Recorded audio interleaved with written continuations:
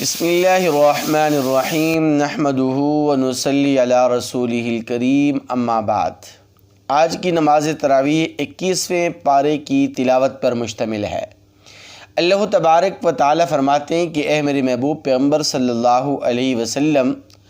آپ اس وحی کی اتباع کیجئے، اس وحی کی تلاوت کیجئے جو آپ پر اللہ تبارک و تعالی نے نازل فرمائی ہے۔ نماز قائم کیجئے، بے شک نماز بے حیائی اور برے کاموں سے روکتی ہے۔ اے میرے محبوب پیغمبر صلی اللہ علیہ وسلم، اہل کتاب سے بحث و مباحثے میں آپ خوش اسلوبی اختیار کریں تاکہ وہ آپ کی طرف مائل ہو سکیں، اور اہل کتاب سے آپ کہیے کہ ہم تو تمہاری کتابوں پر ایمان رکھتے ہیں، اپنی کتاب قرآن مجید فرقان حمید پر بھی ایمان رکھتے ہیں، اور جو کتابیں آپ لوگوں پر نازل ہوئی ہیں ان پر بھی ہم ایمان رکھتے ہیں، ہمارا اور تمہارا معبود ایک ہے۔ اے میرے محبوب پیغمبر صلی اللہ علیہ وسلم، لوگ اس حقیقت کو کیوں نہیں سمجھتے؟ حالانکہ آپ تو پڑھے لکھے نہیں ہیں، تو لوگ پھر یہ بات کیسے کہتے ہیں کہ یہ قرآن مجید فرقان حمید انہوں نے اپنی طرف سے تصنیف کر لیا ہے؟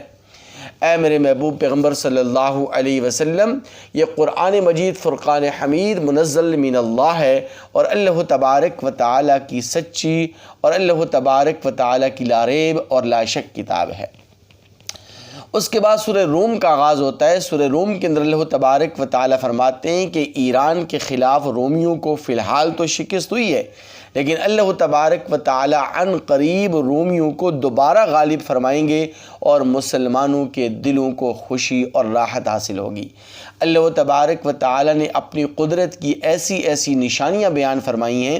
کہ جن پر غور و فکر کر کے ہر ایک شخص اللہ تبارک و تعالی کی وحدانیت پر ایمان لے آتا ہے، اور اللہ تبارک و تعالی کی قدرت کو تسلیم کیے بغیر اس کے لیے کوئی چارہ کار نہیں رہتا، کیونکہ اللہ تبارک و تعالی کی خلقت میں کوئی تغیر اور تبدل نہیں ہے۔ اللہ تبارک و تعالی اس کے بعد سورہ لقمان کا بیان ارشاد فرماتے ہیں۔ سورہ لقمان کے اندر حضرت لقمان علیہ السلام کی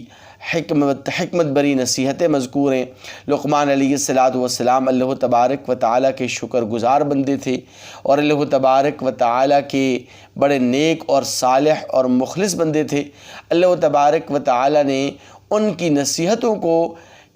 قرآن مجید فرقان حمید کا حصہ بنا کر ان کی عظمت کو اور ان کے مقام اور مرتبے کو واضح اور عیاں کر دیا ہے۔ لقمان علیہ السلام اپنی اولاد کو نصیحت کرتے ہوئے کہتے ہیں کہ اللہ تبارک و تعالی کے ساتھ کسی کو شریک نہ ٹھہرانا،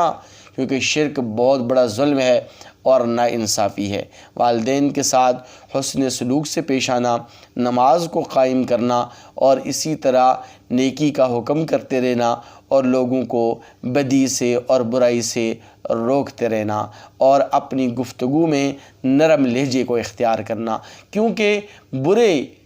بری آوازوں میں سے اور کرخت آوازوں میں سے سب سے بری آواز یہ گدھے کی آواز ہے۔ اس کے بعد سورہ سجدہ کا آغاز ہوتا ہے۔ سورہ سجدہ کے اندر اللہ تبارک و تعالی فرماتے ہیں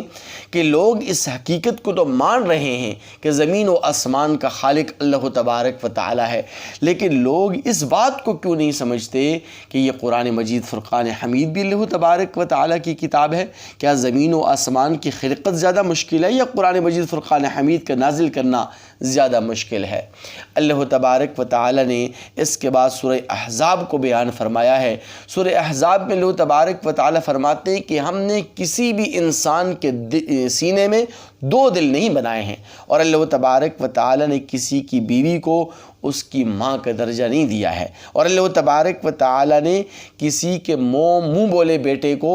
حقیقی بیٹا قرار نہیں دیا ہے۔ منہ بولا بیٹا بھی اپنے اصلی والد اور باپ ہی کی طرف منسوب ہوگا۔ اللہ تبارک و تعالی فرماتے ہیں کہ اے مسلمانوں، میرے محبوب پیغمبر صلی اللہ علیہ وسلم کی بیویاں تمہاری مائیں ہیں، جس طرح تم اپنی ماں کا، اپنی والدہ کا ادب و احترام کرتے ہو، اسی طرح میرے محبوب پیغمبر صلی اللہ علیہ وسلم کی بیویوں اور ازواج مطہرات کا بھی احترام کرو، اور جس طرح تمہارا اپنی ماں سے نکاح حرام ہے تو اسی طرح میرے محبوب پیغمبر صلی اللہ علیہ وسلم کی بیویوں سے بھی تمہارا نکاح حرام ہے۔ اللہ تبارک و تعالی فرماتے ہیں کہ موت کے ڈر اور خوف سے جو شخص میدان جہاد سے بھاگتا ہے تو در حقیقت اس کا دل ایمان سے خالی ہے، ایسے شخص کے اعمال کو اللہ تبارک و تعالی ضائع اور برباد فرما دے گا۔ آخر میں اللہ تبارک و تعالی فرماتے ہیں لَقَدْ كَانَ لَكُمْ فِي رَسُولِ اللَّهِ